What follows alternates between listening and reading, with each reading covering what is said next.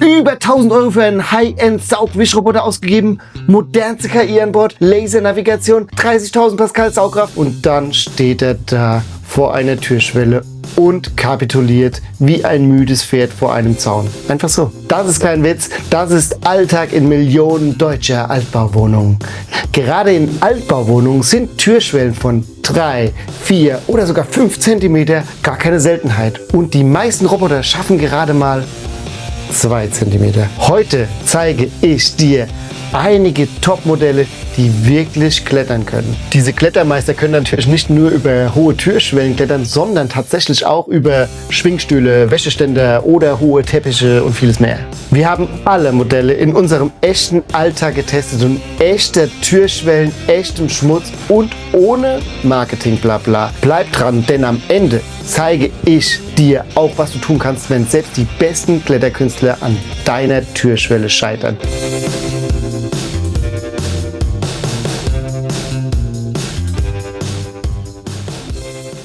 Wir bei Smart & Fox testen jedes Saugwischrobotermodell, das wir in die Finger kriegen können, und natürlich muss jeder auch durch den Türschwellentest, und da schauen wir ganz genau hin. Mit Lineal auf den Zentimeter genau. Wenn du zu den hier vorgestellten Modellen einen bis in die letzte Fußnote detaillierten Test sehen willst, dann schau doch mal auf unserer Website www.smart-home-fox.de nach.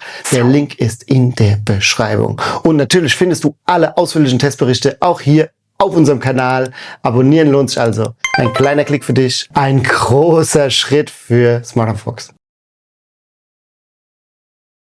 Warum ist das Video hier so wichtig?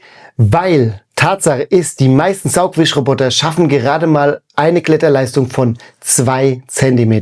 Das klingt wenig. Und das ist es tatsächlich auch. Für viele Altbauwohnungen reicht das einfach nicht. Die gute Nachricht ist, die Modelle, die wir hier heute vorstellen, die schaffen mittlerweile im Peak bis zu fast das Fache des Durchschnitts, also wie ein Affe eben. Daher stelle ich dir heute die Kletter-Champions vor und ich werfe stets natürlich auch einen Blick gemeinsam mit dir auf die wichtigsten Vor- und Nachteile der jeweiligen Modelle. Denn wenn die Geräte nur gut klettern können und ansonsten aber nichts auf dem Kasten haben, ist natürlich auch niemandem geholfen. Und selbstverständlich versuche ich auch herauszuarbeiten, für wen welches dieser Modelle geeignet ist. Fangen wir direkt mit unserem Champion an und es ist erstmal nicht so eine richtige Überraschung. Es ist ein Roborock, der Saros 20. Der ist so flach wie der Bodensee und trotzdem kann er klettern.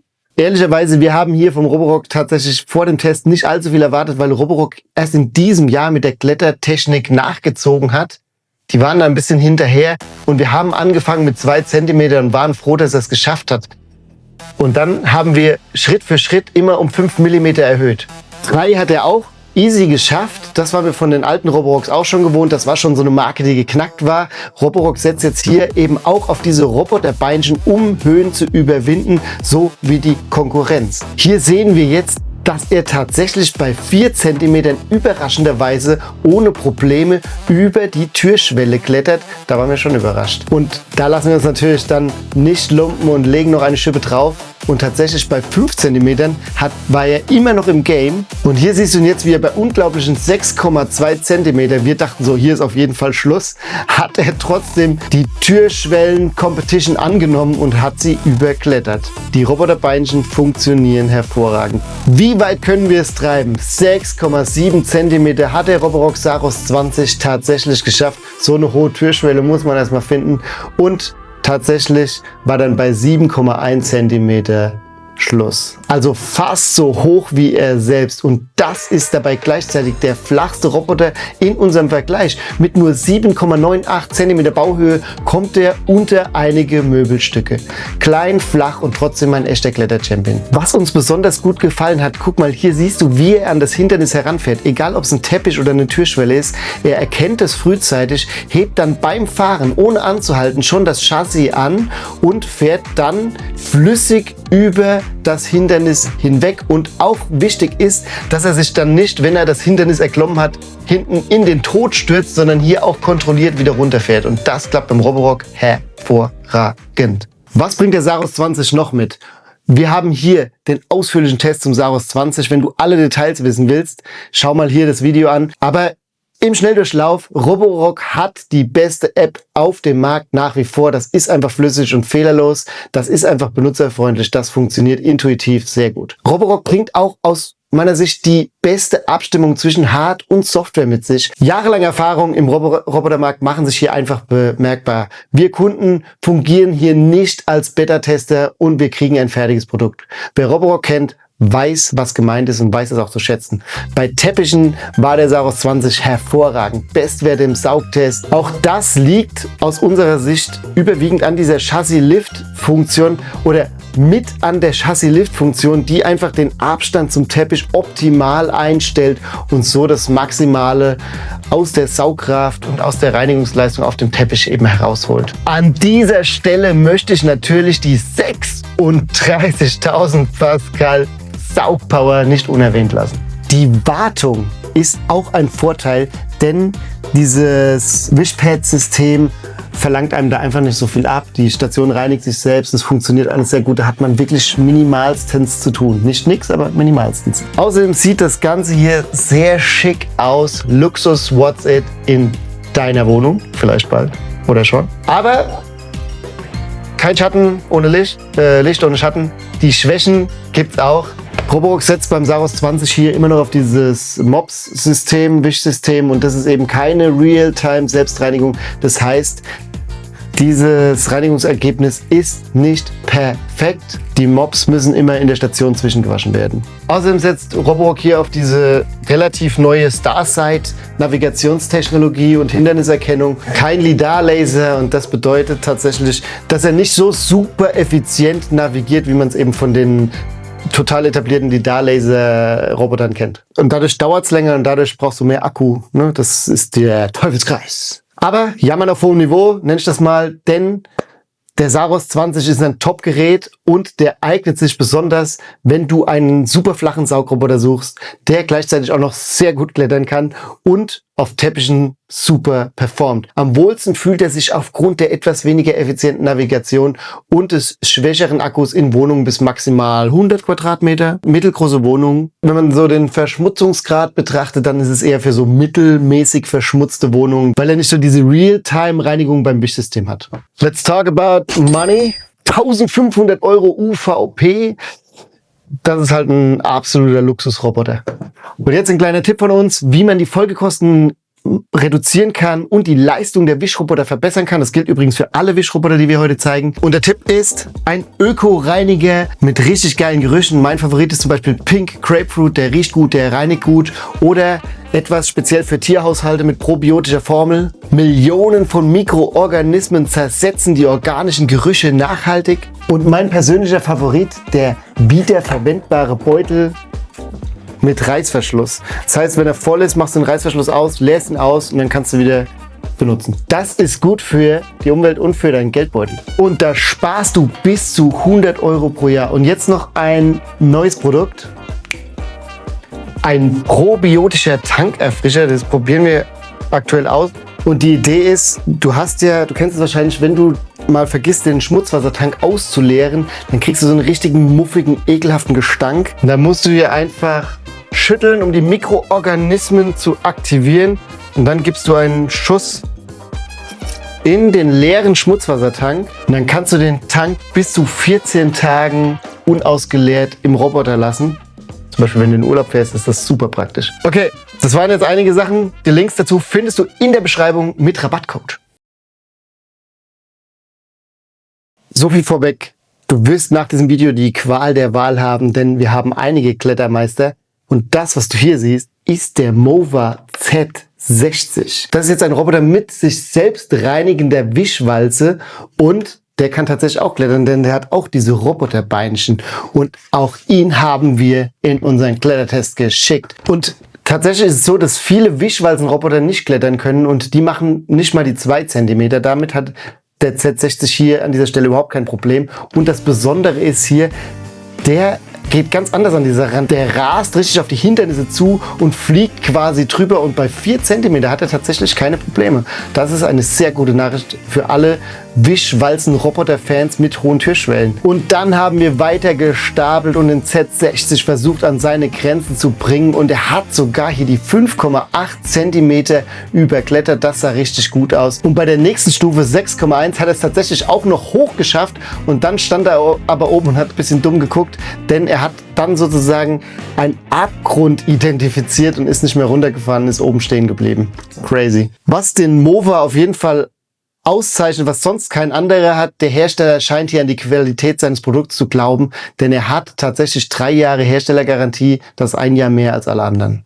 Alle Details zum Z60 findest du natürlich im ausführlichen Testvideo hier oben und da findest du auch den Wischtest und da hat sich gezeigt, dass der Z60 zwar ein sehr, sehr gutes Wischergebnis erzielt hat, aber ein bisschen hinter der Konkurrenz, zum Beispiel dem Dreamy Roller, zurückgeblieben ist. Dafür hat er uns allerdings dann wiederum in der Hinderniserkennung richtig begeistert.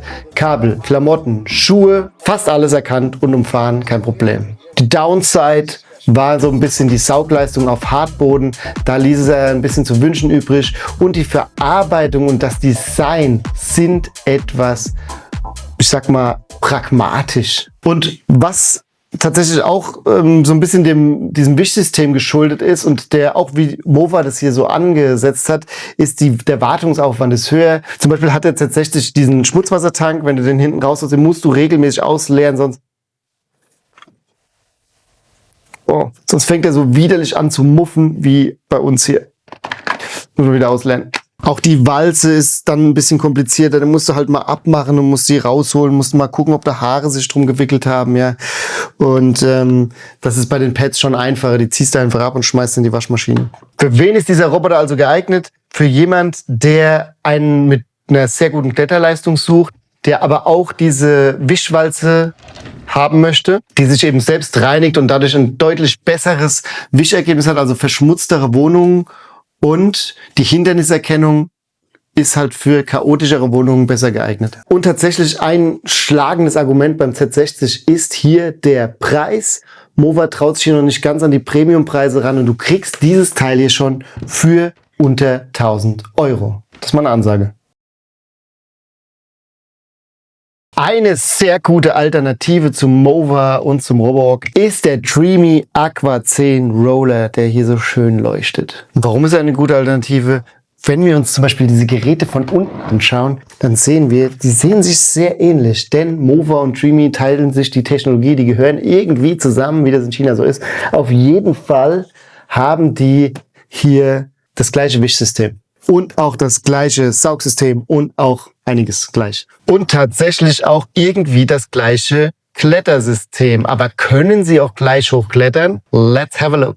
Und hier siehst du dann tatsächlich auch, dass der gut klettern kann. Also hohe Türschwellen von 3 cm, kein Problem. 4,8 cm hat er tatsächlich auch noch gemeistert. Aber bei 5 cm hat er dann sehr lange herumgebockt und musste schlussendlich aufgeben. Und tatsächlich so, wenn man sich dieses Verhalten am Hindernis anschaut, ist es irgendwie etwas ruppiger, unkontrollierter. Es ist nicht so flüssig wie beim Roborock oder beim Mova. Und auch, weil er eben nicht so hoch klettern konnte, ist er hier auf Platz 3 gelandet. Und das Wischen, absolute Spitzenklasse. Die selbstreinigende Echtzeit-Wischwalze hier unten, die reinigt sich permanent während der Fahrt. Du siehst es, der Schmutz landet direkt im Schmutzwasserbehälter.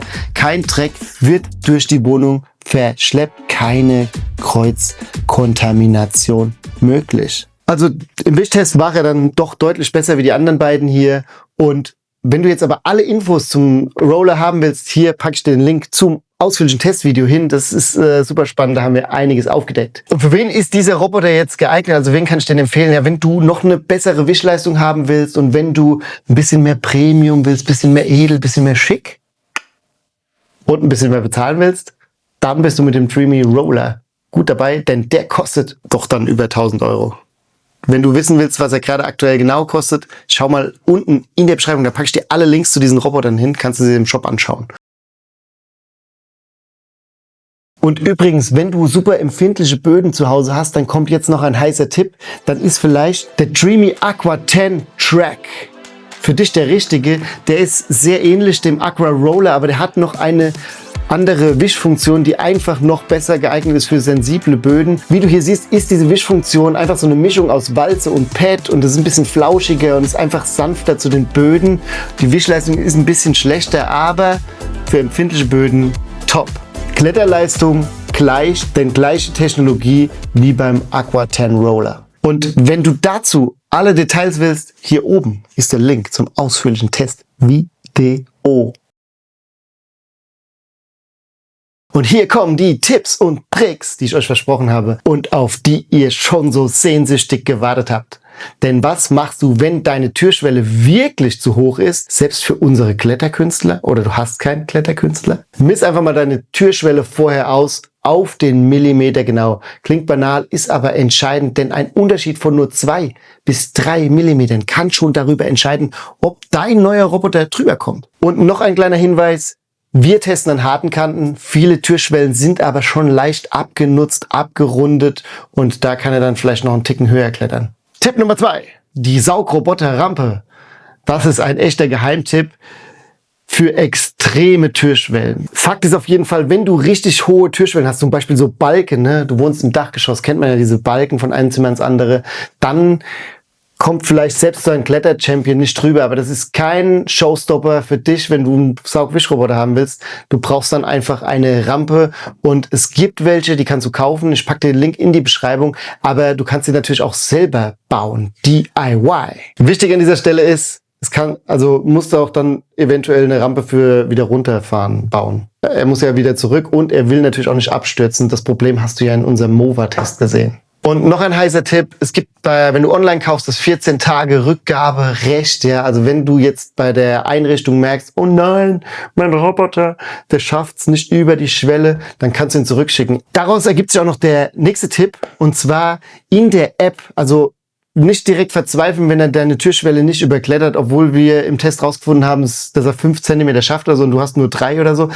Guck in die App, was er da quasi detected hat. Es kann zum Beispiel sein, dass er hier ein Hindernis detected hat und du kannst dann sagen, nee, das ist eine Türschwelle. Also in der Kartenbearbeitung sagst du dann, das ist eine Türschwelle und dann weiß er, dass er hier drüber kann und strengt sich dann extra an und dann klappt es auch vielleicht mit der Türschwelle.